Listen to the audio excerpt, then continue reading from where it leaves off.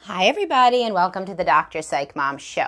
Today I am going to be talking about the idea that your options go down as you get older, and the positives and the correct parts of this and the incorrect parts of this. And before we get to that, I will tell you to subscribe. My most recent subscriber episode was There Are No Wizards. And it talks about therapy and what you could hope to get from therapy and the limitations of, thinking that somebody's going to solve all your problems magically, etc. And like about 170 other episodes if you subscribe. All right, so all over the internet are angry men that say that women hit the wall. This is something that men who are anti-female say, is that there it turns into there's a point at which women become so unattractive. This is a wall, and they hit it, and then nobody wants them. Well, that's not true. I mean, that's just not true. And I don't know why anybody thinks that. And so then one of my commenters said, look up women hitting the wall on YouTube. So fine. So I looked it up, that phrase, and I see women obviously with profound mental difficulties, not judging, that's what I work with, but I mean, obviously with profound instabilities, crying, their makeup dripping, like 40-something-year-old women, or sometimes even 30-something-year-old women. That's the one that men really like, to think that women hit the wall by 30. So then, the cheerleader that rejected them is going to be done by 30. But anyway, they're crying about how they, never realized how they should have treated their husband better. And now that they don't have their husband, they're not meeting the right guys and whatever. Think about it. What kind of person would post that on YouTube? Obviously, a massively attention-seeking person. I talk about guys who say that women do shit tests, and I'm like, no, women don't do shit tests. Rarely somebody with mental issues, particularly borderline personality disorder, will engage in, quote, shit tests. And you can listen to my podcast on shit tests for more on that. But there's going to be no women in the bucket of women who are saying shit on the internet, crying on YouTube. That bucket is women with emotional problems. So you're not seeing all the other women that remarry and date and do fine. And the men. Also, men say the same thing. Nobody's going to want a man who has to pay alimony and has to support another household and has kids and doesn't have his hair and whatever. Yes, they do. Everybody with a positive attitude can meet somebody on the dating market. I've never had a client that's genuinely wanted to date, that's put some effort into dating, that hasn't met somebody that they're very attracted to and gotten into a new relationship if they want to. A lot of times people are very ambivalent and scared, so they don't really want to. So then they make up these reasons that they're staying in a dysfunctional marriage, even with no kids. You see this in the Dead Bedroom Reddit. People comment on my posts. Guys who are saying that they're staying in a dysfunctional marriage, even with no kids. Women who say, I'm too old to find somebody else, so I'm staying in this marriage. Or once you have kids, when the kids are older, not even in the house anymore. I did some podcasts on that. It's because you're scared. There is no age at which somebody cannot find somebody. Because remember, because guys say the options narrow for women as they age. Remember, she was narrowing her own options on the front end of that. A 25-year-old woman is like, oh no, I only date guys with they have to have a degree and they have to, be smart and funny, but the funny has to be tender, not harsh, and they have to be a cat lover because my cat comes first, and they have to want to refurbish a farmhouse in the middle of nowhere, and I have to love their mother, and this is real. And of course, men do the same thing on the other side. She has to be perfect, and her body's perfect, and she has to like sports, and she has to like beer, and she has to get along with my friends who only make fart jokes, and she has to laugh at them. Everybody that's young has a million zillion requirements. As you get older, that same woman, after she's divorced, will be dating guys with kids. That was one I didn't even mention. It just goes without saying for many young people that they won't date somebody with children.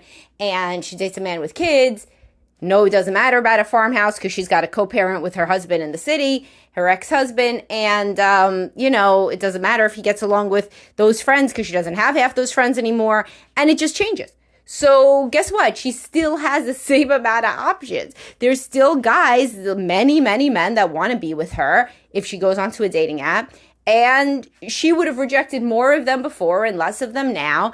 And she finds somebody that she loves. And the same exact thing with men is, yes, when you're young and attractive, you have all your hair and all your erection, then women like you. And when you're older and you have money and worldliness and competence and you're, seem to be somebody to be respected, then women like you too. It may not be exactly the same women, but it's women. And on the other side, it's men. So when people feel like there are no options and all these ridiculous calculations about how many options there are, people have an evolutionary desire to pair bond and breed, even when they're no longer at the age to breed, even if they've had a vasectomy or their tubes tied and they can't breed, it's still a desire. That's what perpetuates our species. So there are none of these, there's scare tactics on the internet about how you're never going to meet somebody. Everybody meets somebody. I say this all the time, but women date guys in prison. Are you better than a guy in prison? Just literally, of course, because you're not in prison. So some of them could be great, but they're not really helping you bring in the groceries because they are in prison. And so people want to fall in love. And so if something that's keeping you in a dysfunctional marriage, or worse, from getting back on the dating market or even getting onto the dating market in the first place, is this fear, well, that's crazy. Everybody who wants to find love can find it. So then you say, well, what if I am dating? I'm dating a lot and I can't find anybody. Then does that mean something is very wrong with me? Yeah, it does. The thing that's wrong with you is that you're very negative. You're negative and you have your guard up. That's what's wrong with you. And you know it. So don't play. That is for sure what's wrong with you. Because yes, everybody who is open-minded and wants to give and receive love can find a partner because we are all wired to want partners. So if you cannot do that, then obviously you are not giving off the impression that you really, really want to be in a relationship. Maybe you are too picky. A version of having your guard up is being so picky that you can't possibly meet somebody who meets all your specifications. I see this happen a lot. People talk a lot about dating in my Facebook group. You guys should always join my secret Facebook group. It's $4.99 a month, and you can't, nobody can see what you post in there, your friends and family, only the other members. It's very cheap. Blue subscribe button on Facebook. But people who struggle with dating, they always have these ideas about how it's smart and it's self-protective. Yeah, okay. You could protect yourself all the way into complete isolation. You're protected then, but are you fully living your life? People, you could see, obviously, it's very hard. People who struggle with this, they did not see functional marriages, or else they wouldn't struggle with it. They would understand, every pot finds a cover. They would think like that. Everybody can find somebody that, that they like dating. But if you do not, if you do not have that template, then it's very, very hard, because the reality is that you do not believe that everybody can find somebody because your parents were miserable with each other, or they divorced and then they never remarried, or whatever it is. Your template is that it's extremely hard and that people do not want to give and receive love. And that's what basically insecure attachment is, whether it's preoccupied or avoidant. It's not trusting that people want to give and receive love in a healthy way to each other, but they do. They do in the nursing homes. They do at age 50, 60, 70, 80, 90. They do, until they stop wanting to. Obviously, when your sex hormones are more active, you have more of a push to date. So like the people that I have as clients when they're younger, in their 20s and 30s, they'll do anything for a date, right? Any day of the week, whatever, everything's so exciting. When you have children, you can't see somebody every day of the week when you're first starting to date. And when you're older than that, you have your routines, you often don't want to be spontaneous. Your body isn't pushing you to make a baby the same way. So, if you had plans on Wednesday, you're going to keep your plans on Wednesday, even if Mr. Perfect comes up and wants to hang out on Wednesday. So obviously there's a main effect of age.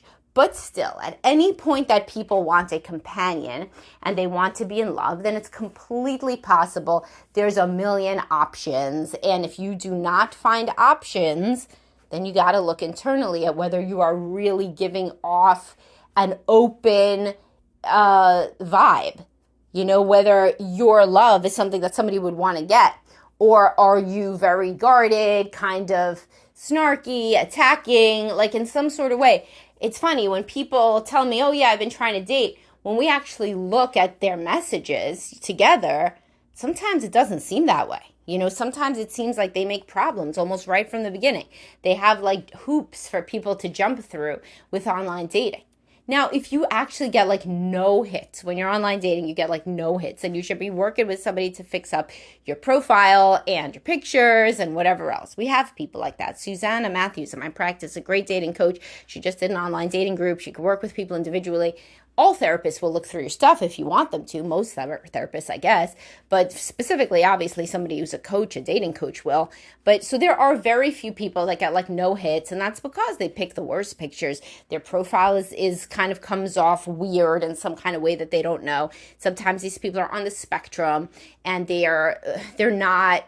don't really empathize with the audience of the profiles. The profile is somehow coming off discordant in some sort of a way that turns people off.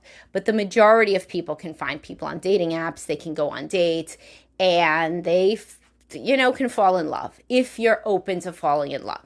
It's not like a woman, when she's 25 feels like she has 1 million options. She's usually deciding between, 1 and 2, like whoever are her front runners. She doesn't go out in the world and feel like she has 100 other options. She's deciding between her high school boyfriend that came back into the mix and this new dude that she met on Tinder.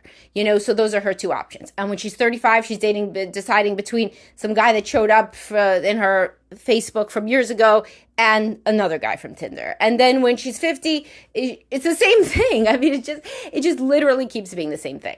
And her internal state or a man's internal state will determine who they consider to be the contenders. And it may be somebody they wouldn't have considered to be a contender years ago. For example, when they were dating somebody only who didn't have children or whatever. But it never goes to like 0. It doesn't go to somebody feels that they have no options at all unless they are isolating or being avoidant or being, going after people like Joe from You, like super, like intense to the point that you're turning people off. There are a million ways that you could improve at dating, which is why I hired a dating coach. But it's not true that at a certain age people walk out and it's like there's tumbleweeds going across the screen, like in the Western movies, and there's just like no options. That just doesn't happen. So hopefully this at least change one person's mind about the idea that there are no options out there and there's a catastrophic, apocalyptic wasteland of dating options exactly when you hit 40 or 50 or whatever, or 30 or whatever the internet is telling you. All right, I hope you guys enjoyed this. Again, if you want more contact with me or you want to talk to any of the people that, in the secret group, there's a lot of people give advice. You should always join that group. And of course, if you ever need any therapy or coaching, reach out to me or my people at Best Life Behavioral Health. And I will talk to y'all soon. Have a great day, guys. Bye-bye.